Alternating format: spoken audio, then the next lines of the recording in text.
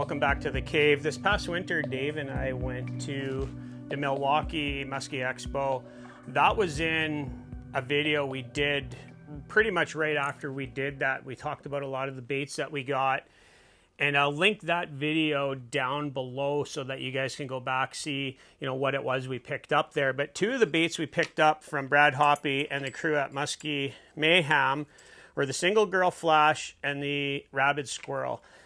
And after that trip, I did a video where we talked about the most underrated bucktails, meaning a lot of the smaller stuff. And because we haven't used these and didn't have any underwater footage of it, I didn't include these, but I had a lot of viewers telling us that we definitely had to check out the new for this year, single girl flash, which nobody had last year other than maybe some of Brad's staff.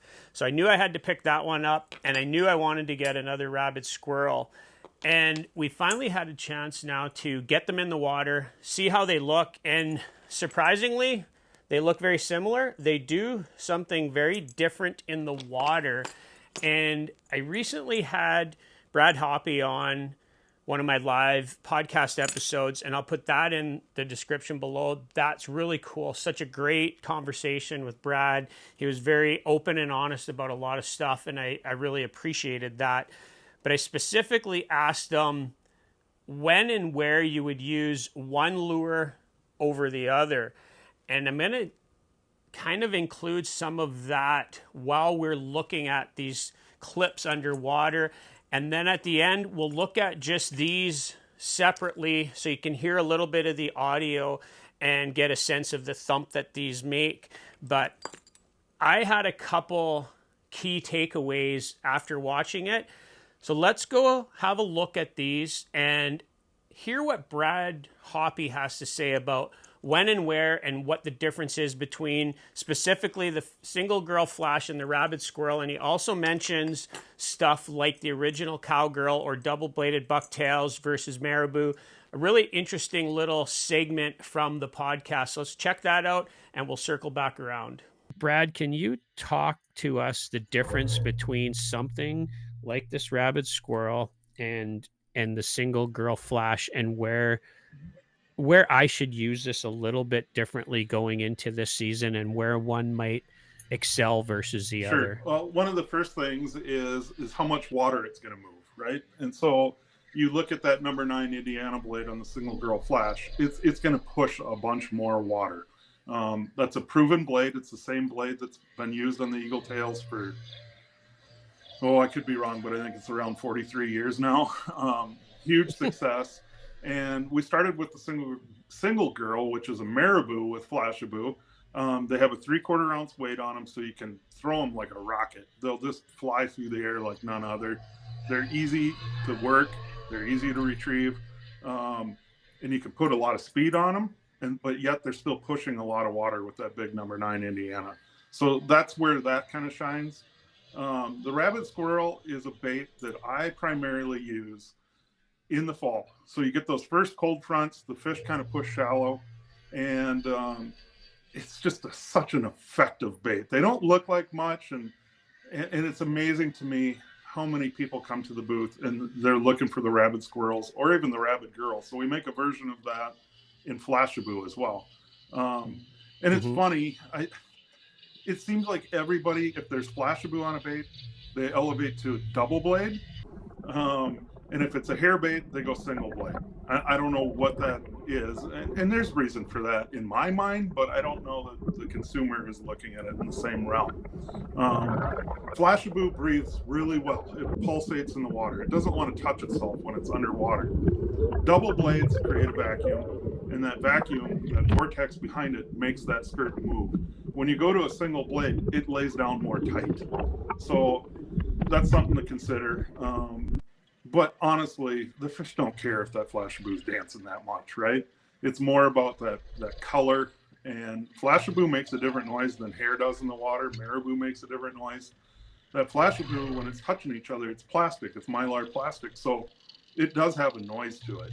It's probably so subtle we can't hear it, but I think fish can hone in on some of that. And they look natural in the water. But back to your original question, you can't work either of those baits wrong.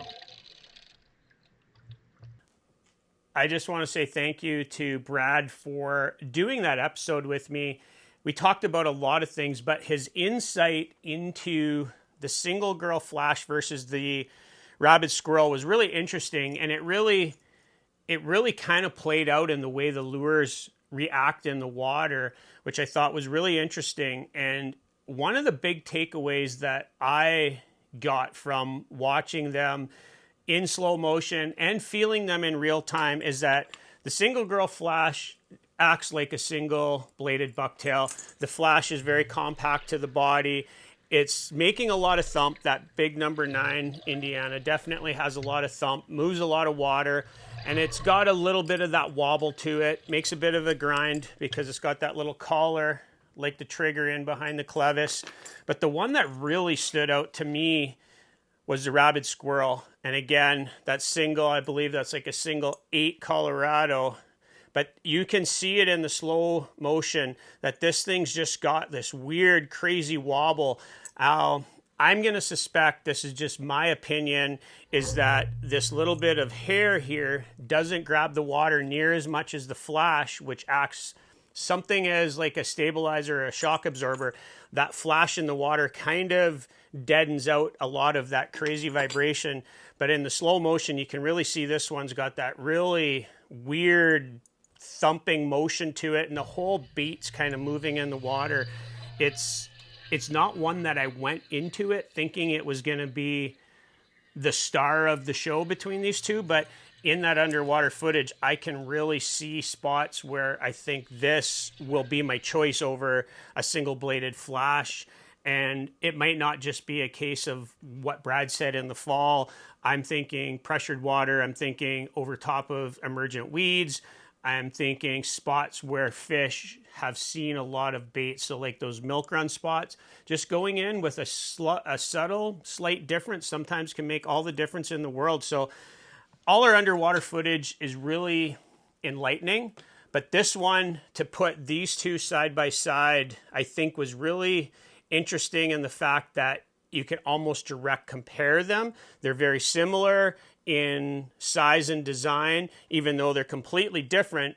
It was easy to kind of compare them, because if I would have just did this on its own, I may not have seen that exaggerated wobble to the baits. So hopefully you guys like this kind of stuff. Got a lot of underwater footage coming. Did a bunch of batch recording. Got a lot of really cool baits in the water. Going to try and get some more this week. So I'm going to be pumping this stuff out pretty quickly, just so you guys have an idea of some of the stuff that's on the market and how it looks. And a lot of this footage we will try and include if and when we catch on some of these baits. So again, I just want to thank Brad Hoppe and everybody over at Musky Mayhem. Check them out. It's their anniversary. It's hard to believe they've been at it for 20 years. One of those cornerstone companies of the industry. Great to see that. Super happy for them over there. And for now, we are like closing in on muskie season 2025 in Northwestern Ontario. And one of these baits is definitely going to be in the starting lineup, probably both of them. And check out the video right here where I sit down with Brad and we have just an amazing conversation. And it's one of those things, it's like never meet your heroes, but in my case, I've been able to meet so many of my heroes from the muskie world and come away with just such a great feeling. So for now, 54 Bus is out of here. We'll catch you guys out on the water later.